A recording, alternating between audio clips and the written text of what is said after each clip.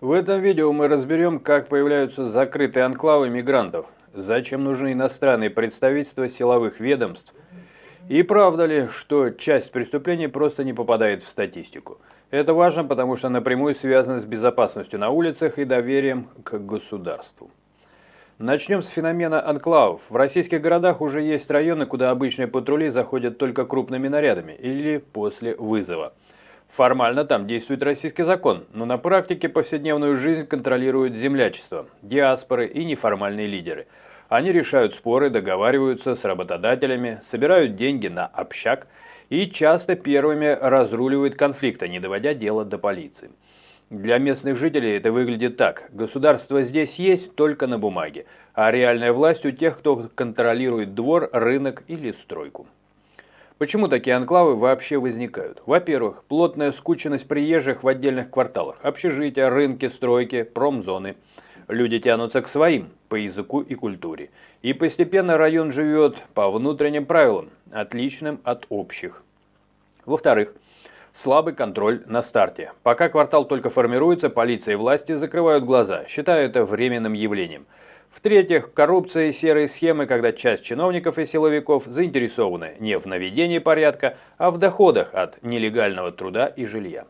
В результате жители видят не управляемую миграцию на территории, а риск столкновения или беспорядков, соответственно, растет. Теперь к теме ведомств-дублеров. Зрители обращают внимание на появление иностранных представительств МВД и других силовых органов на российской территории и воспринимают это как угрозу суверенитету. Формально такие структуры создаются для координации, проверка документов, обмен базами, розыск преступников, помощь своим гражданам за рубежом. Например, представительство МВД России работает в ряде стран СНГ и официально занимается именно этим. Но вопрос зрителей в другом. Если в России появляются зеркальные структуры других государств, не превращается ли это в параллельную систему влияния на мигрантские диаспоры? Почему люди видят в этом угрозу? Во-первых, есть страх, что иностранные силовые ведомства через диаспоры смогут давить на своих граждан уже на российской территории. Во-вторых, возникает ощущение, что российская полиция делегирует часть функций на сторону, вместо того, чтобы напрямую работать с мигрантами и местными жителями. В-третьих, на фоне резонансных преступлений любое упоминание о совместных штабах и координационных центрах воспринимается не как усиление контроля, а как шаг к созданию закрытого государства в государстве.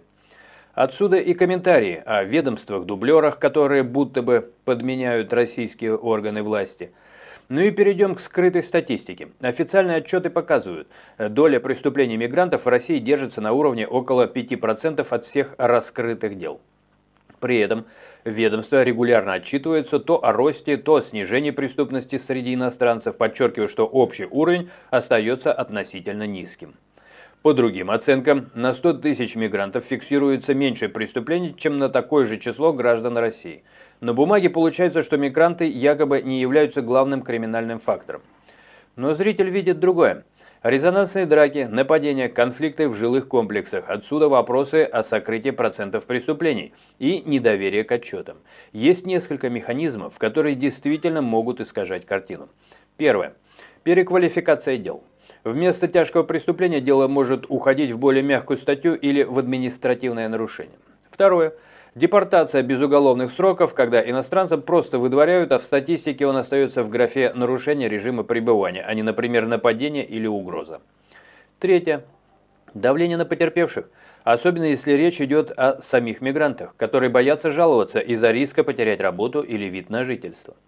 Отдельная тема – интеграция диаспор во властные структуры. С одной стороны, власти демонстративно выстраивают диалог с национальными общинами, создают советы при администрациях, проводят встречи с лидерами диаспор.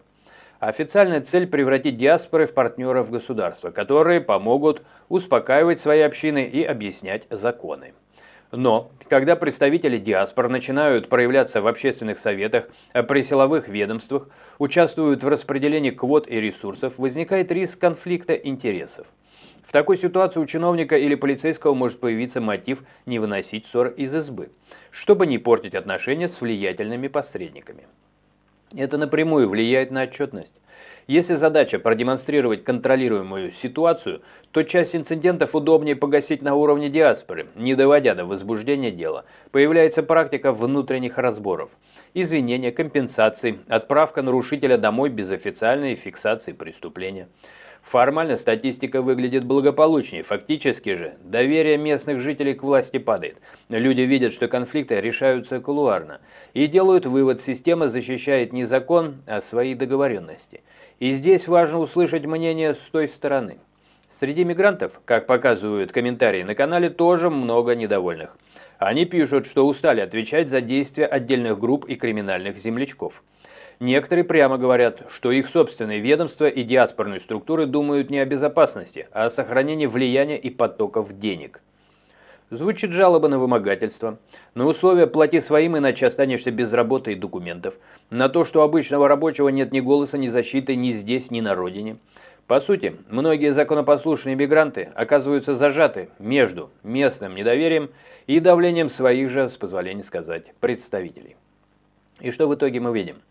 А видим мы сложную конструкцию. Анклавы, где сила закона постепенно уступает место внутренним правилам.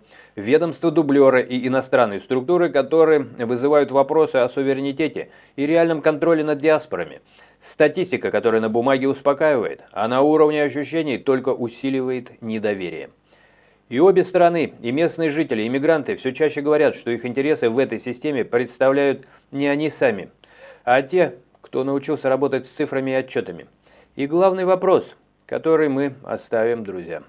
Что должно измениться в системе: законы, статистика, роль диаспоры или формат миграции, чтобы люди снова поверили, что на любой улице действует один и тот же закон для всех?